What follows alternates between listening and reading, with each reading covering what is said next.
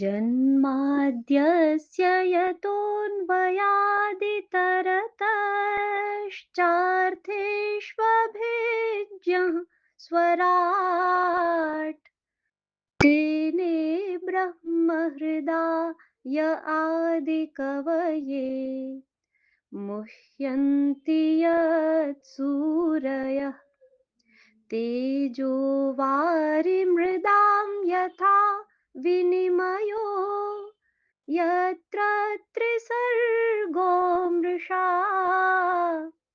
धाम्ना स्वेन सदा निरस्तकुहकं सत्यं परं धीमहि बर्हापीडं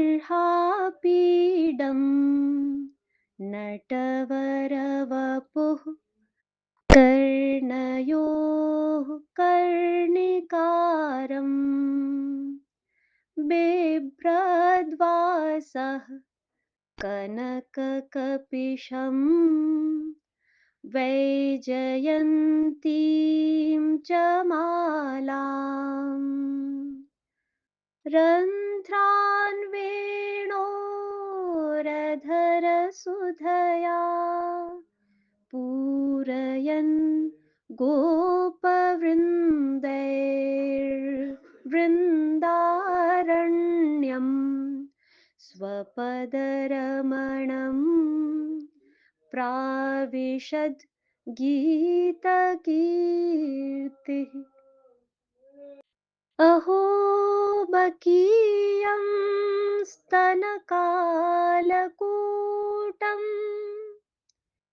जिघांसया पाययदप्यसाध्वी लेभे गतिं धात्र्योचितां ततोऽन्यम् कं वा दयालुं शरणं व्रजेम। अध्याय 6 आश्रय तत्व की सिद्धि। पृष्ठ संख्या 302 से। गुण भेद से अर्थ भेद। पृथ्वी पर शरण करने वाले सरीसृप वर्ग के इस नाग में तो तमोगुण की प्रधानता है, अतः इसमें स्थित यह नाग नामक प्राण केंद्र और परिधि दोनों से च्युत है। कोई भी प्राणांश अपने मूल केंद्र और परिधि दोनों के संबंध से च्युत हो जाता है ना, तो इनके संपर्क से रहित इस सीमित प्राण में विष का निर्माण होने लगता है। इसलिए यह तो विष ही उगलता है। हमारे शरीर में स्थित नाग नामक प्राण तो तम रज मिश्रित है, अतः यह तो हमें सुरक्षित रखकर हमारे शरीर में निर्मित विजातीय द्रव्यों दूषित वायु को अपने प्रभाव से शरीर से बाहर निकालने का कार्य करता है। पृथ्वी की परिस्थिति तो हम जानते ही हैं। इसमें तो अपनी कक्षा में स्थिति के साथ ही तीव्र वेग वाली दैनिक और वार्षिक दोनों गतियां एक साथ हैं। इसके आधार में स्थित सत्व मिश्रित राजस स्वभाव वाला नाग नामक प्राण इन गतियों के कारण सीमित नहीं है। यह तो पृथ्वी के केंद्र परिधि सर्वत्र व्याप्त है न। अतः इतनी तीव्र गतियां होते हुए भी इस प्राण के सात्विक स्वभाव से यह पृथ्वी अपनी कक्षा में स्थित रहती है, पर रजोगुणी प्रभाव में इन गतियों से अपने ही आश्रित खंडित और गतिशील काल को भी पल, घटी, दिन, रात्रि, पक्ष, मास, वर्ष आदि के रूप में जन्म भी देती है। देखिए तो, देवर्षि नारद जी के उपदेश से राजा चित्रकेतु ने अनंत की जो स्तुति की थी, उस स्तुति को श्री सुखदेव जी महाराज परीक्षित को सुनाते हुए पृथ्वी के आधार के बारे में कितना सुंदर संकेत करते हैं। यं वैश्वसन्तमनुविश्वसृजः श्वसन्ति यं चेकितानमनुचित्तय उच्चकन्ति भूमण्डलं सर्षपायति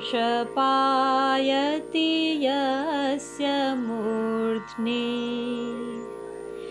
तस्मै नमो भगवतेस्तु सहस्रमूर्ध्ने।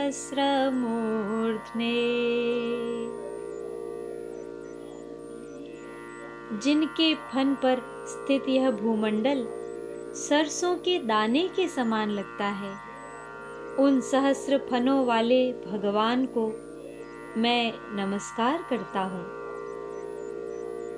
हमारी पृथ्वी के आधार इस शेषनाग के सहस्र फनों में से केवल एक फन पर स्थित इतनी विशाल पृथ्वी एक छोटे से सरसों के दाने जितनी दिखाई देती है, तब सारे ही सहस्र फनों का विस्तार कितना होगा।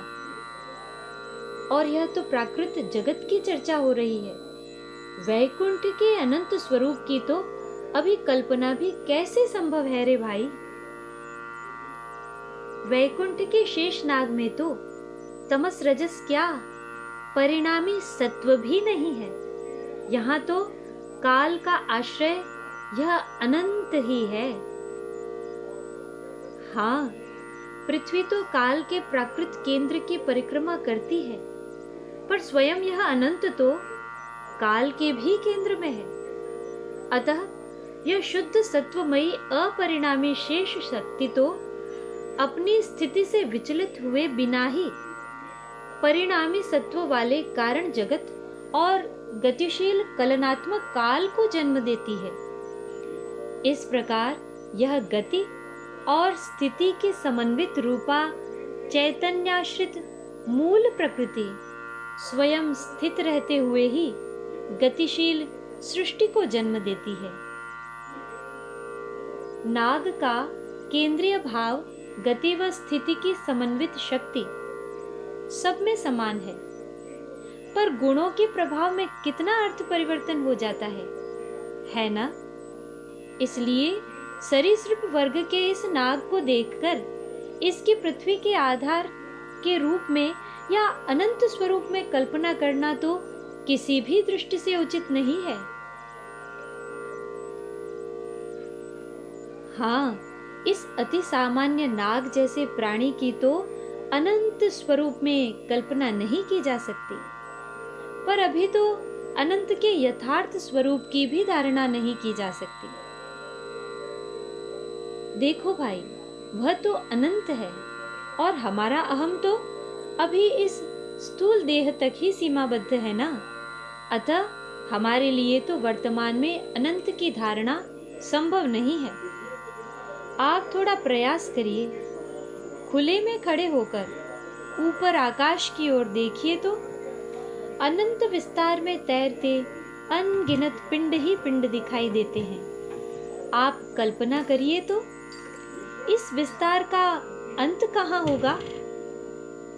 जहाँ इसका अंत होगा, क्या वहाँ इसे दो भागों में बांटकर भेद उत्पन्न करने वाली कोई भित्ति होगी?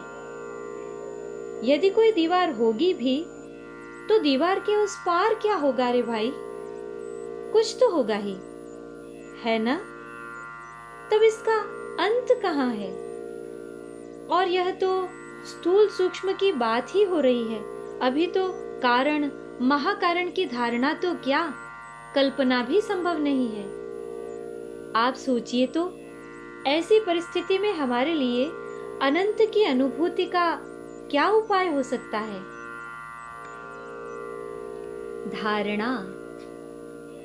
धारणा से ही यथार्थ अनुभूति का द्वार उद्घाटित होता है और हमारे अंतस्थ सत्व से ही लक्ष्य में स्थित सत्व तत्व की धारणा संभव होती है। किंतु वर्तमान में हमारी पात्रता तो केवल ज्ञानेंद्रियों से अनुभव की ही है। और ज्ञानेंद्रियों में तो केवल स्थूल पदार्थों के शब्द, स्पर्श, रूप, रस, गंध रूपी भाव संवेदनाओं की धारणा की शक्ति ही है।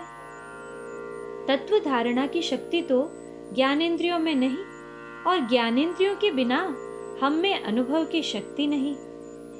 अतः हमें हमारी वर्तमान पात्रता के अनुसार कोई एक या एकाधिक भाव संवेदनाओं की स्थूल धारणा से ही प्रारंभ करना पड़ता है।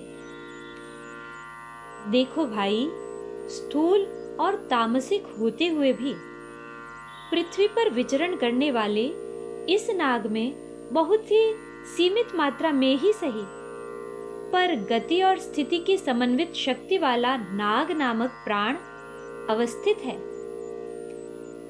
हमारे शरीर में भी यह प्राण है, पृथ्वी के आधार में भी है, और वैकुंठ में तो पूर्ण सात्विक स्वरूप से है ही। अतः सैद्धांतिक रूप से लक्ष्य की स्पष्टता हो तो सब में इस सामान्य धर्म के आधार पर क्रमशः तमस से शुद्ध सत्व तत्व तक की अंतर यात्रा में प्रारंभिक धारणा के रूप में स्थूल नाग का भी उपयोग किया जा सकता है। इसी कारण ज्ञान, योग, भक्ति के सभी अनुभवी आचार्यों ने हमारी पात्रता अनुसार तामसिक आवरण में छुपे हुए भावों की स्थूल धारणा से तामसिक आवरण में छुपे भावों की स्थूल धारणा से प्रारंभ करके सिद्धांत की सत्वमयी स्पष्ट धारणा पूर्वक लक्ष्य सिद्धि का अद्भुत विधान रचा था। हम यथास्थान इन सब की बहुत रोचक चर्चा करने वाले हैं। एक सूत्रता। हमने अभी प्रारंभिक धारणा के लिए स्थूल प्राणी पदार्थों व इनके अनुभवों के स्थूल करणों की चर्चा की है। बाहर से भले ही ये ज्ञानेंद्रियां अलग अलग भाव संवेदनाओं की संवाहिका हों, पर भीतर से तो इन सब की प्रक्रिया एक जैसी ही है। सभी भाव और प्राण की समन्वित शक्ति की संवाहिका के रूप में एक सूत्र में गुथी हुई है। स्वादेंद्रिय की प्रक्रिया। यह एक प्रिय परिचित उदाहरण है। हम कुछ भी खाते हैं तो हमें उसके स्वाद का अनुभव होता ही है। हम जानते हैं कि हमारी जीभ ही स्वाद का अनुभव करती है। जब हम रसगुल्ला खाते हैं तो जीभ में स्थित स्वाद कलिकाएं रसगुल्ले में स्थित स्वाद को ग्रहण करती हैं। स्वाद कलिकाओं से यह भाव स्वाद तंत्रिका में जाता है। इसमें तो रसगुल्ले के रस की एक बूंद भी जाने की संभावना नहीं है।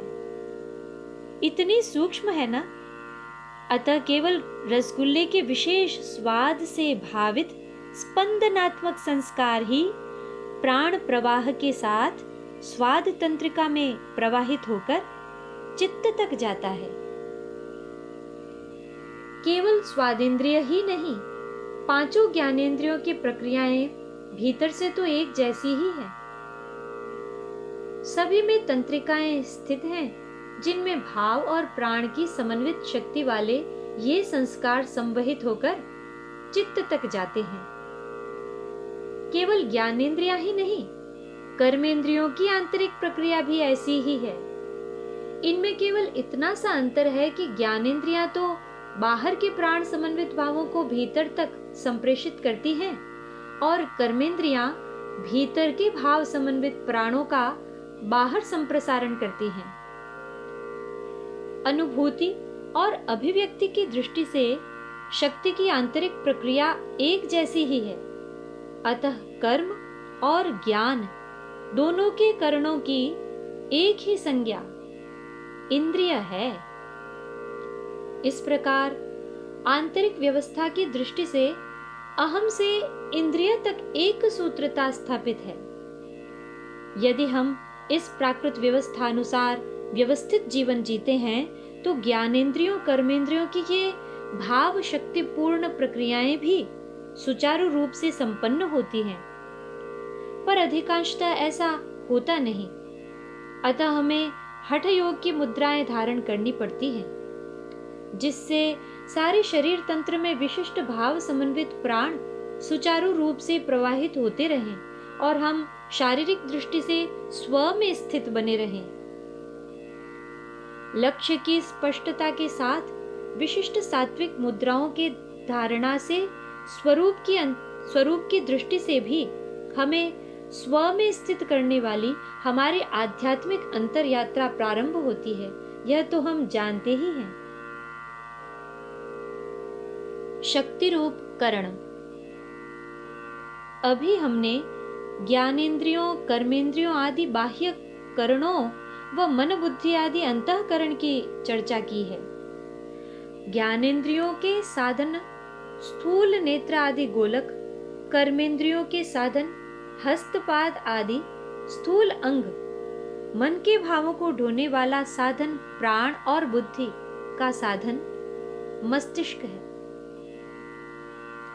इन करणों के ये सभी अंग स्थूल हैं, पर यथार्थ में इनसे कार्य लेने वाले ये करण तो इन स्थूल अंगों से अलग केवल शक्ति रूप ही हैं।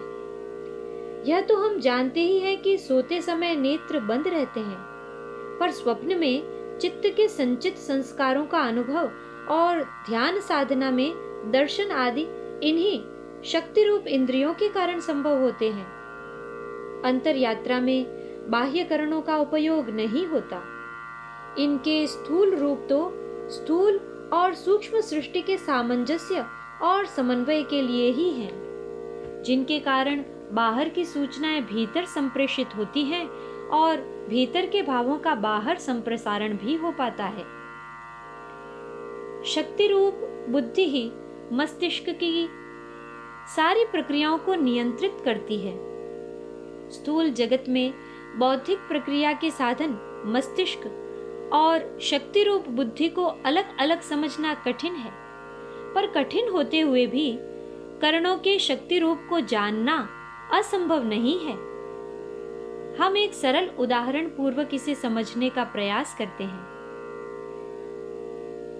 हम जानते हैं कि यदि किसी अंग को स्थानीय निश्चेतन लोकल एनेस्थीसिया द्वारा सुन्न कर दिया जाए तो प्राण शक्ति के निश्चेष्ट हो जाने के कारण संबंधित तंत्रिकाओं में भाव संवेदनाओं का संवहन नहीं हो पाता।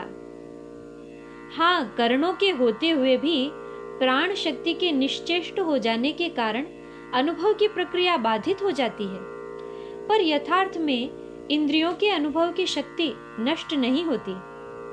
प्रक्रिया के अभाव में केवल संबंध बाधित होता है, अतः हमें भाव संवेदना का अनुभव नहीं होता।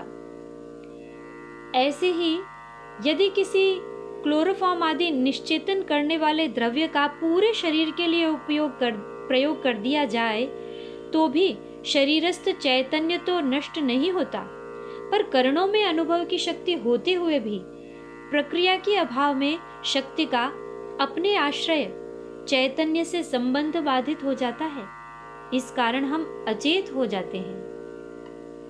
अतः हम समझ सकते हैं कि शरीर संसार की सभी प्रक्रियाओं की कारक तो शक्ति और प्रकाशक अतः हम समझ सकते हैं कि शरीर संसार की सभी प्रक्रियाओं की कारक तो शक्ति और प्रकाशक आश्रय चैतन्य है।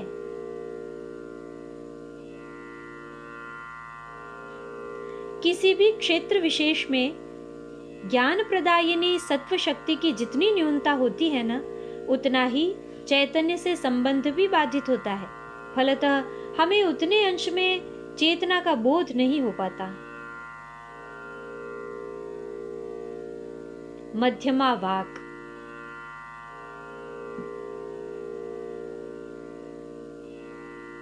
हमने पहले वाक तत्व की थोड़ी सी चर्चा की है, अतः हम जानते हैं कि शब्द से अर्थ को प्रकट करके हमें ज्ञान प्रदान करने वाली शक्ति को वाक कहते हैं। यह एक ही वाक स्तरानुकूल, परा, पश्यन्ती, मध्यमा और वैखरी इन 4 रूपों में प्रकट होती है।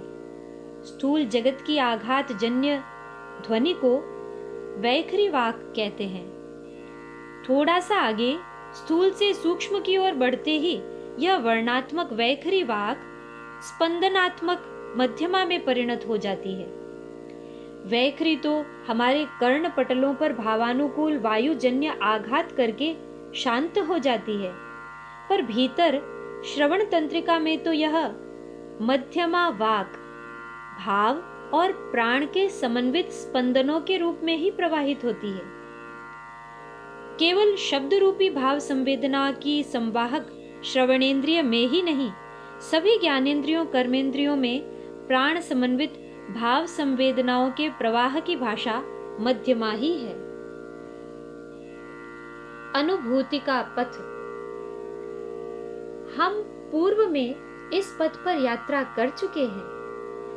एक बार और अनुभूति के इस पथ पर स्मृति का प्रकाश करके देखिए तो प्रारंभिक धारणा के रूप में एक या एकाधिक स्थूल भाव संवेदनाओं का चयन सिद्धांत की स्पष्ट धारणा इंद्रिय से अहम तक एक सूत्रता, एक रस्ता, शक्ति रूप करणों में भाव प्राण की समन्वित शक्ति का प्रवाह, तंत्रिका से मन तक संप्रेषण भाव की,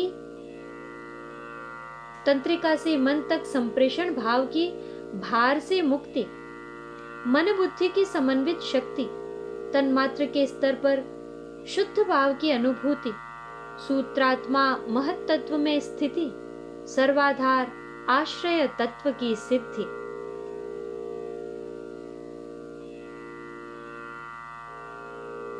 अनुभूति के इस क्रम में हमने अभी अभी रसगुल्ले की चर्चा की है। रसगुल्ला तो अपने विशेष रंग रूप स्वाद से भरा स्थूल पदार्थ होता है।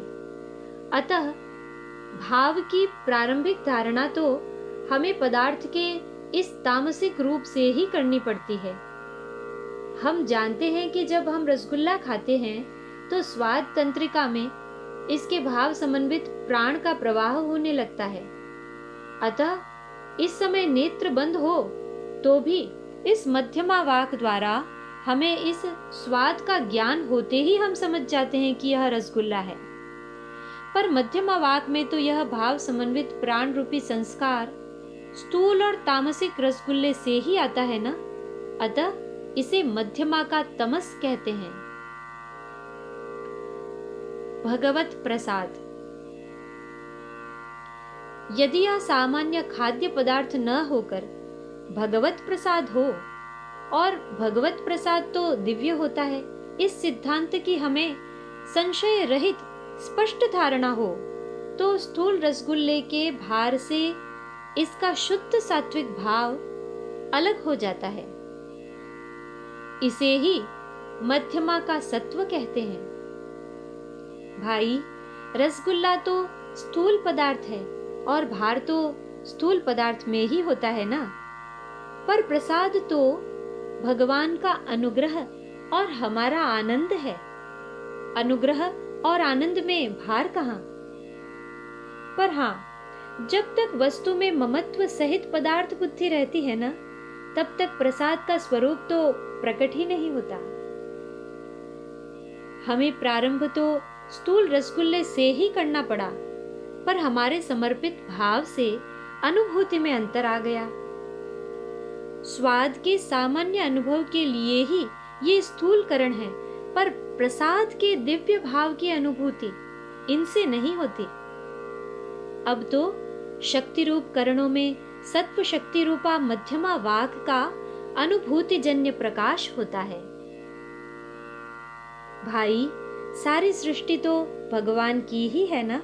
अतः हमारे आरोपित अहम मम का भार हटते ही वह भगवान को अर्पित पदार्थ भगवत कृपा से प्रसाद हो जाता है। अतः अब हम वहां पहले से ही स्थित सात्विक स्पंदनों का अनुभव कर पाते हैं। इसे ही मध्यमा का सत्व कहते हैं। अधिकरण की समानता।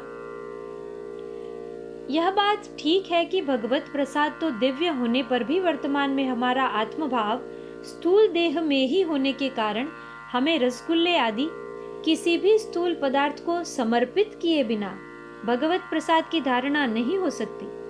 पर रसगुल्ले में पदार्थ बुद्धि ही रहे तब तक भी नहीं हो सकती, है ना?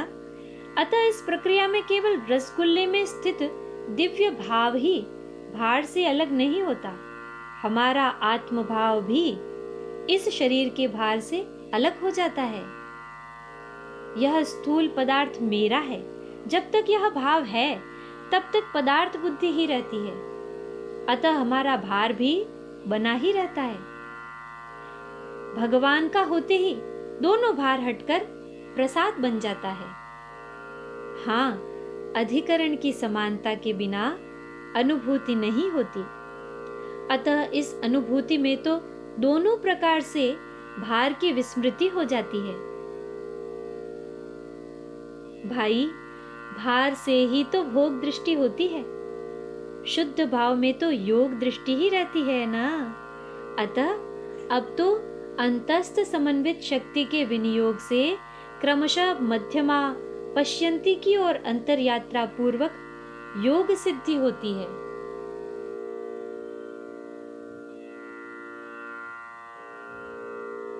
सिद्धि की प्रक्रिया देखिए तो, ये पिंड ब्रह्मांड की एकता कितनी अद्भुत है। सृष्टि और हमारी आंतरिक व्यवस्था तो एक ही है, पर हमारे अहम के आवरण के कारण एक ही व्यवस्था हमें दो रूपों में दिखाई देती है। अतः सात्विक जिज्ञासा पूर्वक भगवदाश्रित भाव से हम अपने पर ध्यान केंद्रित करें या सृष्टि के आंतरिक रूप पर, दोनों प्रक्रियाओं में अनुभव की दृष्टि से हम सीमित अहम के आंतरिक विस्तार पूर्वक जितना अपने भीतर जाते हैं ना, ठीक उतना ही सृष्टि के भीतर जाते हैं। जितना सृष्टि के भीतर जाते हैं ना, उतना ही अपने भीतर जाते हैं। यहाँ तक कि हम सारी सृष्टि को अपने भीतर देखने लगते हैं। क्रमशः भगवत धारणा परिपक्व होने पर तो हम भगवान का सारी सृष्टि में और हमारे भीतर यत्र तत्र सर्वत्र दर्शन करते हैं। अतः हम जितना अपने ही भीतर जाने का प्रयत्न करते हैं, तब भी आश्रय तत्व की सिद्धि होती है और सृष्टि का आंतरिक रहस्य जानने के प्रयास में भी इसी आश्रय तत्व की सिद्धि होती है। सबका आश्रय तो एक ही परम तत्व है ना, इसीलिए ऐसा होता है। ब्रह्म कुंडलिनी। देखो भाई, गति तो शक्ति का स्वभाव है और स्थिति चैतन्य का स्वरूप। सारी सृष्टि गति और स्थिति का ही लीला विलास है। शक्ति चैतन्य के समन्वित स्वरूप को ही कुल कुंडलिनी शक्ति कहते हैं। यह चैतन्याश्रित शक्ति ब्रह्म शक्ति समष्टि रूप से खेल ही खेल में कोटि कोटि ब्रह्मांडों को प्रकट और अपने में लीन करती रहती है। हमारे भीतर सुषुम्ना पथ के मूलाधार में भी यही गति स्थिति शक्ति चैतन्य का समन्वित स्वरूप कुल कुंडलिनी शक्ति व्यष्टि रूप से 3.5 कुंडल बनाकर अपनी पूंछ को मुंह में दबाए सुप्त रहती है। यह तो हम जानते ही हैं कि हमारा यह तमस प्रधान स्थूल शरीर निरंतर परिवर्तनशील है। मन के भावों में परिवर्तन, काल में परिवर्तन से रूप में परिवर्तन, चलने से देश में परिवर्तन, जन्म मृत्यु के चक्र से मनुष्यादि योनियों में परिवर्तन आदि गति ही गति भी इसी शक्ति की देन है। और इस गति के मध्य ही स्थिति अपने होनेपन का एक जैसा अनुभव भी इसी कुंडलिनी शक्ति के कारण संभव होता है। और जागृत होने पर स्वरूप सिद्धि भी इसी का कृपा प्रसाद है। वेद तंत्र में साम्य। वेद चैतन्य की प्रधानता से और तंत्र शक्ति की प्रमुखता से भगवान की सृष्टि लीला को परिभाषित करते हैं। अतः दृष्टिकोण में इस भेद के कारण तंत्र जिसे 3.5 कुंडल बनाकर बैठी शक्ति के रूप में व्याख्यायित करते हैं ना, उसी को वेद 3.5 मात्राओं वाले ओंकार के रूप में प्रकट करते हैं। प्रक्रियागत भेद होने पर भी दोनों का लक्ष्य तो परम सत्य की सिद्धि ही है। तत्वतः दोनों एक ही हैं। अतः आंतरिक दृष्टि से दोनों में पूर्ण साम्य है। हम वेद तंत्र के उन महान आचार्यों के इस शक्ति स्वरूप के कृपा प्रसाद की बहुत रोमांचक चर्चा करने वाले हैं। वैसे तो यहाँ भी यह चर्चा की जा सकती है, पर हमें तो अनुभव करना है ना। अतः अनुभव की कला सीखते सीखते और धैर्य पूर्वक धारणा करते करते ही आगे बढ़ना पड़ेगा। इसीलिए तो हम कला को इतने दृष्टिकोणों से जानने, समझने, आत्मसात करने का प्रयास कर रहे हैं। अनुभव की कला। ठाकुर श्री रामकृष्ण परमहंसदेव कहते थे कि माँ अपने बालक को जैसा उसके अनुकूल हो और जितना वह पचा सके उतना ही आहार देती है। यह भारत की प्राचीन परंपरा थी। इस परंपरा का हमारे सारे ही मातृभावापन्न आचार्य अनुसरण करते थे। वे तो अपने शिष्यों को बाल्यकाल से ही अनुभव की कला सिखाने का प्रयत्न करते थे, पर जिसे और जितना वे बालक सहज रूप से आत्मसात कर सकें उतना ही सिखाते थे। प्राचीन आचार्य नए शिष्यों में इस अनुभव की भूमिका के निर्माण हेतु बहुत सुंदर अभ्यास देते थे। भाई, विद्यालयों में तो हम सब भी पढ़ते ही थे। तब हमारे पास भी पाठ्य पुस्तकें और अभ्यास पुस्तिकाएं दोनों ही हुआ करती थीं। हमारे गुरुजन प्रायः नित्य ही ढेर सारा अभ्यास कार्य दे देते थे। हमारे माता पिता और गुरुजन इसे हमारी उन्नति के लिए आवश्यक समझते थे और अपने स्थान पर वे ठीक ही सोचते थे। पर हमारी स्थिति आपको स्मरण है ना? विद्यालय में तो ठीक, पर घर पर गृह कार्य के लिए दिया गया अभ्यास तो हमारे सर पर बड़ा भारी बोझ बन जाता था। इधर तो खेलने का मन करता और उधर कोई बात नहीं, जो हुआ सो हुआ। वे दिन तो चले गए हैं और अब तो वापस आने वाले हैं नहीं। भाई, प्राचीन गुरुकुलों के आचार्य तो इससे भी अधिक अभ्यास कार्य दिया करते थे। पर जैसे एक गायक गाने का, नर्तक नृत्य का और खिलाड़ी खेलने का रसमय अभ्यास करता है ना, वे ऐसे ही भाव भरे अभ्यास हुआ करते थे। और बहुत ही आश्चर्य की बात है कि प्रायः उनकी पुस्तक तो यह बाह्य प्रकृति होती ही थी। वे प्रकृति को पढ़ना, इससे भावपूर्ण संबंध स्थापित करना तो सीखते ही थे, पर साथ ही अभ्यास पुस्तिका भी बालक की अंतर प्रकृति ही हुआ करती थी। आहा, वे बालक अपने हृदय के सरस भावों को जीवंत स्वरूप प्रदान करते हुए मन बुद्धि आदि करणों की कोमल कलम से अपनी अंतर प्रकृति मानस पटल पर बहुत सुंदर, बहुत कलात्मक भावों को उकेरा करते थे। बहुत सुंदर। गुरुकुल तो ग्राम नगर की सीमाओं से दूर वनांचल में ही हुआ करते थे ना, अतः प्रकृति माता की इन मौलिक कलाकृतियों के दर्शन तो सभी को सहज सुलभ थे। उनके नेत्र तो उस सौंदर्य से भरे रहते ही थे। रोम रोम में भी उसी की सुवास भरी रहती थी।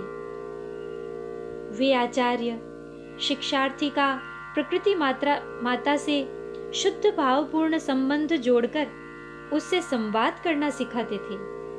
उस संवाद के भीतर जो भी घटित होता उसको तो यह शुद्ध भाव संबंध सहज ही आत्मसात कर लेता था। वे प्रकृति की एक मौलिक कलाकृति पुष्प को दिखाते हुए पूछते थे, देखो वत्स, यह पुष्प कितना सुंदर है ना? हाँ गुरुदेव, यह पुष्प बहुत ही सुंदर है। इसकी सुगंध का अनुभव कर रहे हो? बहुत मधुर है ना? हाँ गुरुदेव, बहुत मधुर है, पर यह बहुत ही छोटा है। थोड़ा और बड़ा होता तो कितना अच्छा होता, है ना?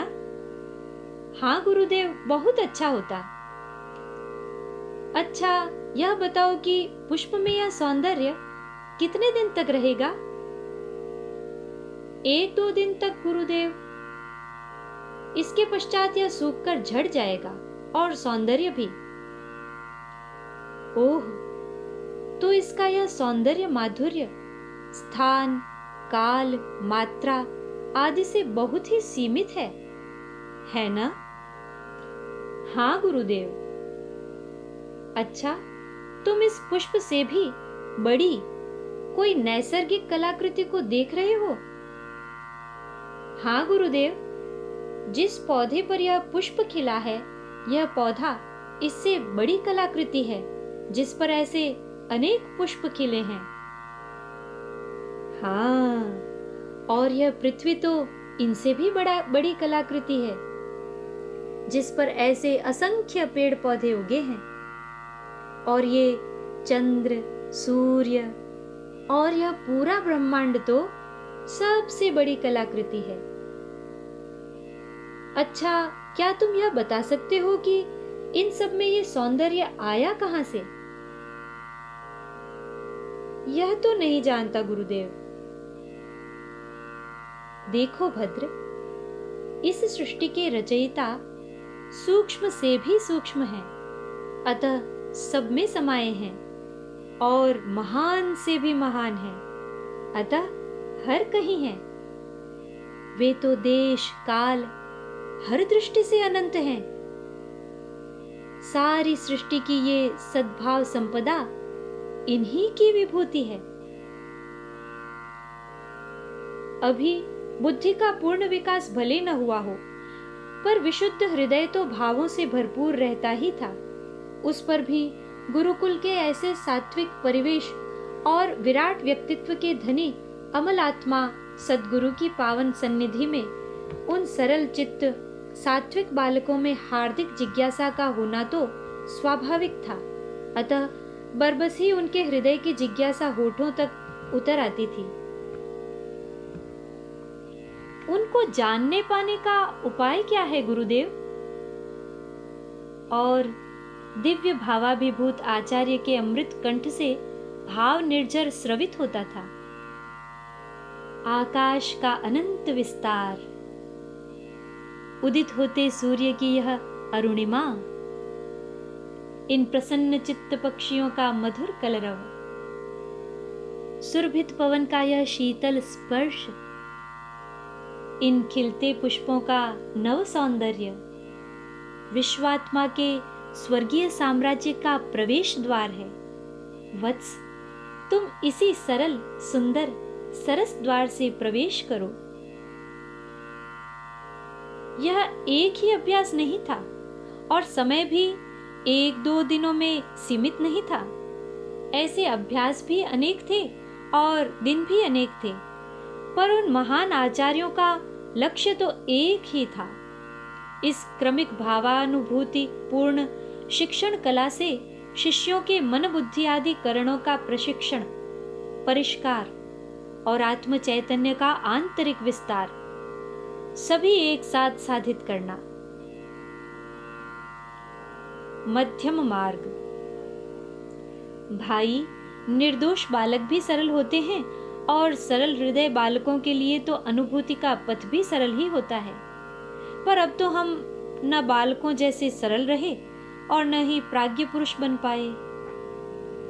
हमारी स्थिति तो मध्यमा वाक जैसी मध्य की ही है ना। अतः हमें तो मध्यम मार्ग का ही अनुसरण करते हुए सृष्टि को और इसकी अनुभूति की प्रक्रिया को सद्भाव के साथ ही तथ्यात्मक रूप से भी जानना, आत्मसात करना पड़ेगा। अतः तथ्यों की अंतः प्रतिष्ठा के लिए हमारी पूर्व चर्चा को एक बार और दोहराइए तो। वाक तत्व के अंतः बहिः क्रम। सृष्टि की अभिव्यक्ति के क्रम में चैतन्य स्वरूप परा का प्रकाश ही सद्भावमयी शक्ति पश्यन्ति वाक् के रूप में प्रतिबिंबित होता है और पश्यन्ति से ही वामावर्तिनी गति से आरोपण रूपांतरण पूर्वक परिणाम को प्राप्त होते हुए मध्यमा वैखरी तक की बहिर्यात्रा संपन्न होती है। ठीक ऐसे ही अनुभूति के संहार क्रम में दक्षिणावर्तिनी गति पूर्वक वैखरी से परा तक की अंतरयात्रा सुसंपन्न होती है। परा से वैखरी तक की अभिव्यक्ति और वैखरी से परा तक की अनुभूति का कितना सुंदर सार्थक क्रम बना हुआ है।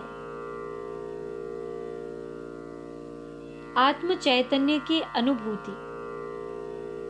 भाई, परा से वैखरी तक की निम्नगामी यात्रा में तो यथार्थ में आत्म भाव की ही क्रमशः सीमित रूप में बहिर्मुखी अभिव्यक्ति होती है और वैखरी से परा तक की अनुभूति की ऊर्ध्वमुखी अंतर यात्रा के क्रम में भी क्रमशः आत्म चैतन्य का ही अधिकाधिक प्रकाश होता है।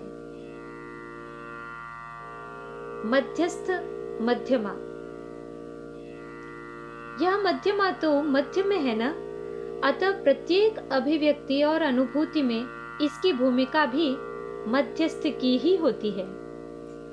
मन के भावों की अभिव्यक्ति के क्रम में वागींद्रिय से आघातजन्य वैखरी के रूप में व्यक्त होने वाले शब्दों का कंठ से पूर्व का रूप मध्यमा का ही होता है और अनुभूति के क्रम में कर्णपटल पर वायुजन्य आघात होने के पश्चात भी कर्णतंत्रिका,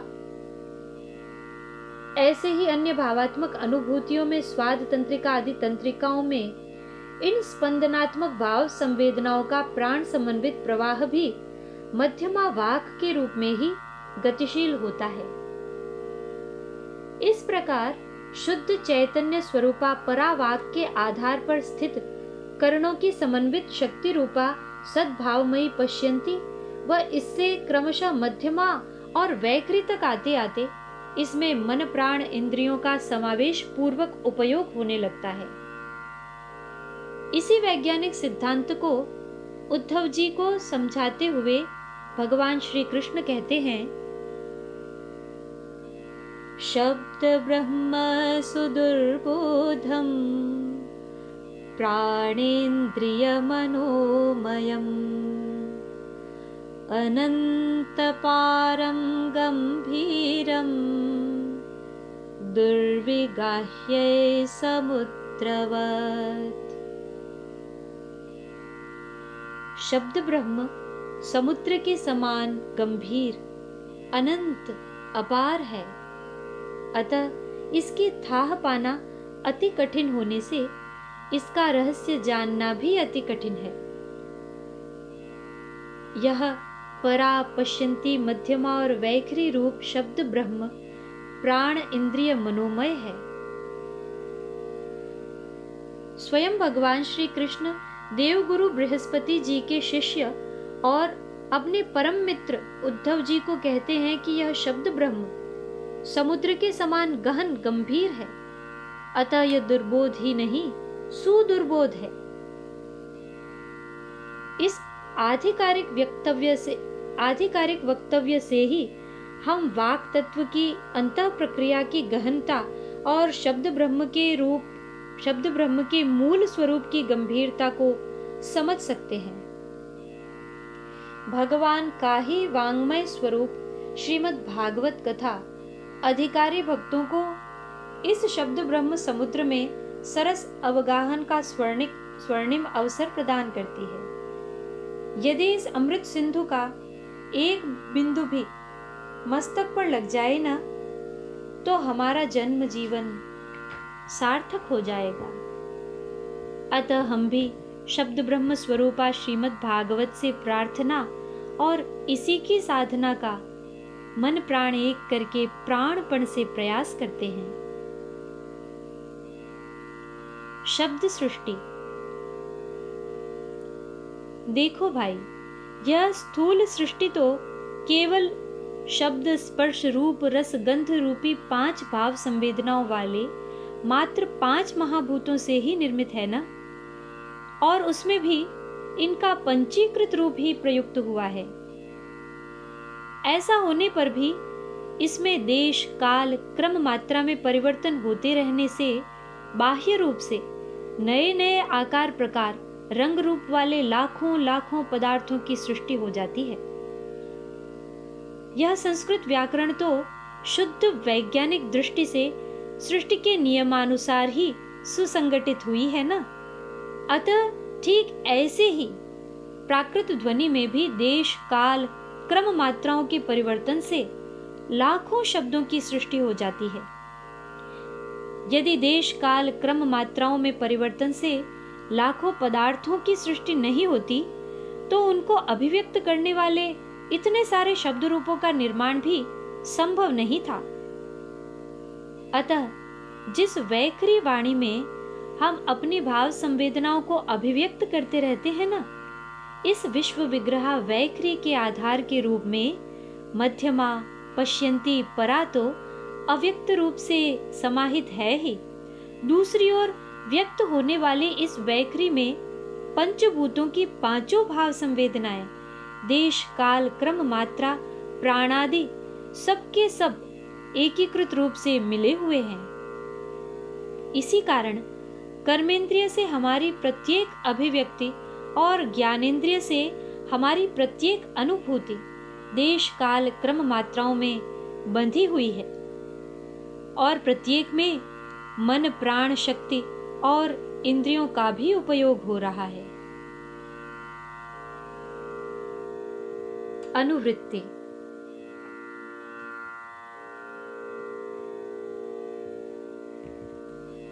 देखो भाई, हमारी पूर्व चर्चा की अनुवृत्ति आगे तक चलती रहती है। इसका स्मरण करते हुए ही हमें आगे बढ़ना है। हमने पूर्व में सृष्टि में व्याप्त कारण कार्य व्यवस्था की जो चर्चा की थी ना, वही परंपरा सृष्टि सृष्ट पदार्थों के साथ ही हमारे भावों को अभिव्यक्त करने वाले शब्दों के निर्माण में भी यथावत भूमिका निभाती है। अतः इस कारण कार्य का अधिकार तो सारी सृष्टि के समान ही हमारी सारी चर्चा तक व्याप्त रहेगा। ये देश, काल, क्रम, मात्रा आदि से अन्वित सारे ही शब्द कारण कार्य व्यवस्था के अंतर्गत ही तो मूर्त रूप धारण करते हैं। जहां काल मूर्तामूर्त है ना, वहां प्राकृत ध्वन्यात्मक शब्द भी मूर्तामूर्त ही रहता है। जैसे जैसे काल में क्रम मात्रा प्रकट होती है ना, वैसे वैसे ही अनाहत नाद भी क्रमशः आहत ध्वनि के रूप में क्रम मात्रामय वर्णमाला धारण करता है। शब्द ब्रह्म प्रणव का क्रमशः देश, काल, क्रम, मात्रा और इसी प्रकार इनको अभिव्यक्त करने वाले करण, मन, प्राण, इंद्रियों से युक्त होकर वर्णमाला के रूप में प्रकट होने की शुद्ध वैज्ञानिक प्रक्रिया भी बहुत ही रोचक है। आइए हम इसकी एक रोमहर्षक झलक देखते हैं। स्वर साकार। शास्त्र कहते हैं अकारो वै सर्वा वाक्। अकार ही सारे स्वर वर्णों का मूल है। विवृत यत्न वाले स्वर वर्ण अकार से ही स्थान और प्रयत्न के भेद से अन्य सारे स्वर वर्णों की सिद्धि होती है। स्वर वर्णों में इसकी महत्ता इतनी अधिक है कि स्वयं भगवान श्री कृष्ण इसे अपनी ही विभूति बताते हैं। अक्षराणामकारोऽस्मि।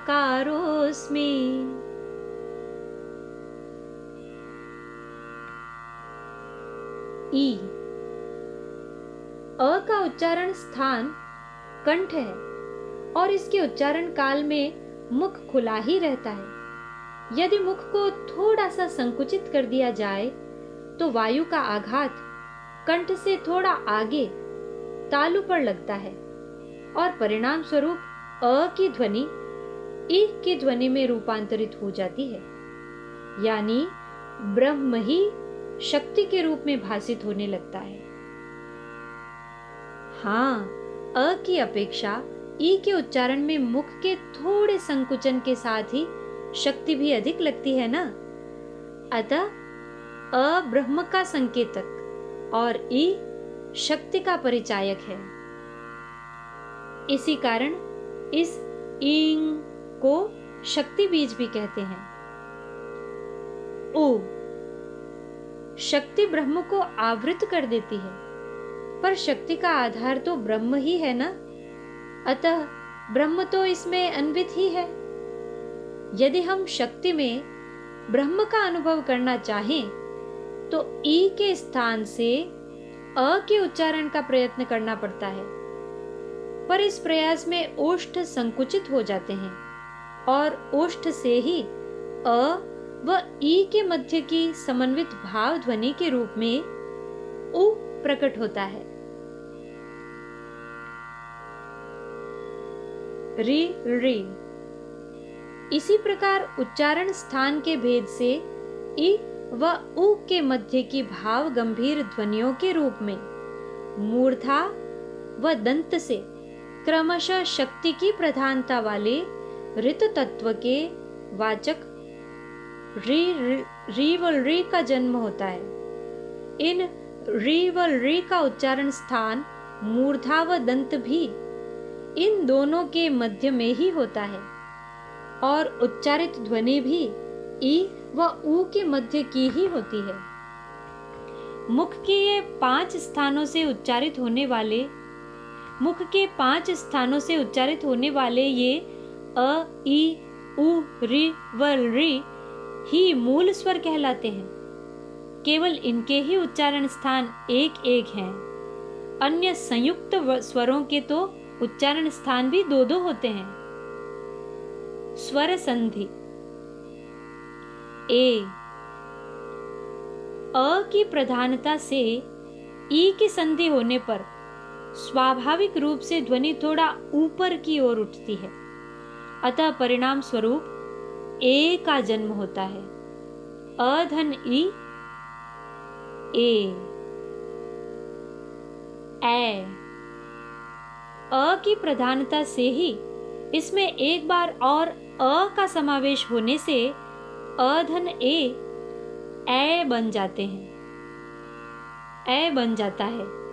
ए व ए में अ व ई मिले होने के कारण इन दोनों के उच्चारण स्थान कंठ व तालु दोनों ही ए व ए के भी उच्चारण स्थान होते हैं।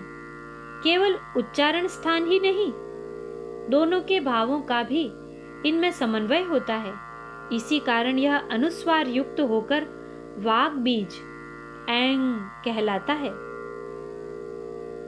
ओ, ठीक इसी प्रकार अ की प्रधानता से उ की संधि होने पर ओ का जन्म होता है। अधन उ, ओ, औ। अ की प्रधानता से ही इसमें एक बार और अ का समावेश होने पर अधन ओ बन जाता है।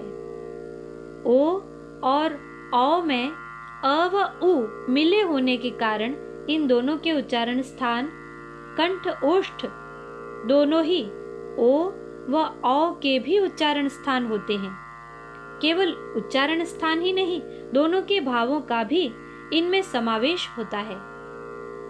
इन सभी स्वरों का बाह्य और आभ्यंतर यत्न भी एक ही है, पर केवल स्थान भेद से भाव भेद और तदनुसार उच्चारण में भी भेद हो जाता है।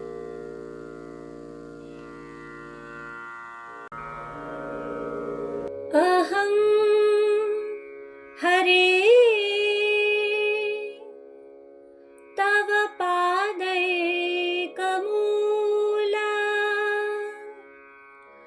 दासानुदासो भवितास्मि भूयः मनः स्मरेतासु पतेर्गुणांस्ते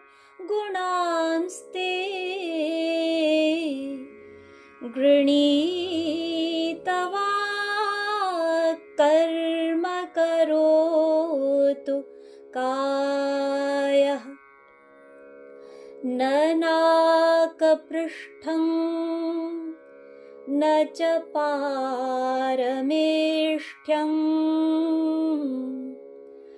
न सार्वभौमं न रसाधिपत्यम्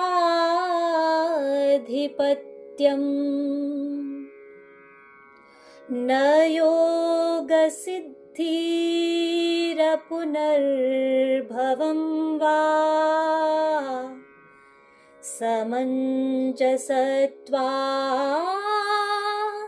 विरहय्यकाङ्क्षे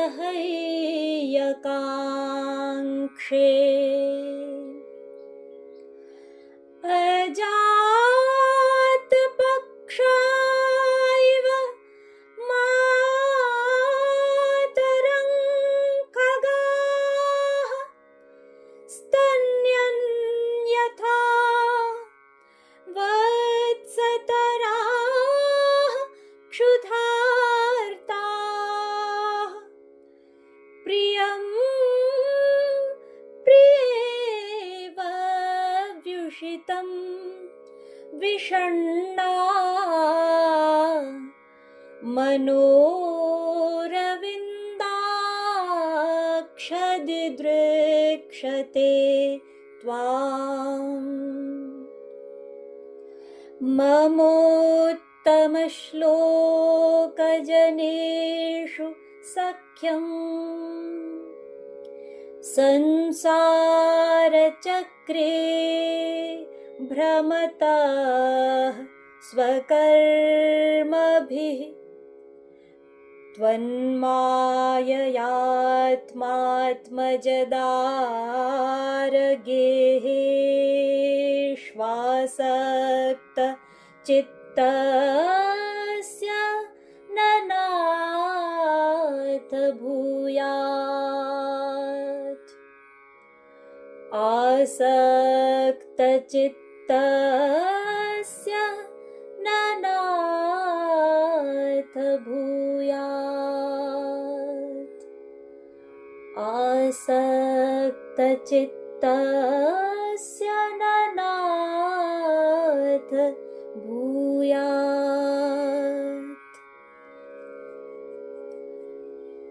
ॐ पूर्णमदः पूर्णमिदं पूर्णात् पूर्णमुदच्यते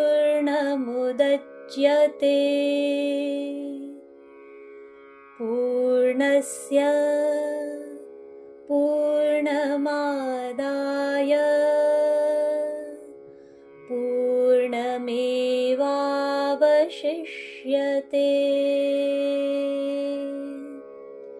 ॐ शान्तिः शान्तिः शान्तिः। कृष्णाय वासुदेवाय हरये परमात्मने प्रणतः क्लेशनाशाय गोविन्दाय नमो नमः। कृष्णाय वासुदेवाय देवकीनन्दनाय च नन्दगोपकुमाराय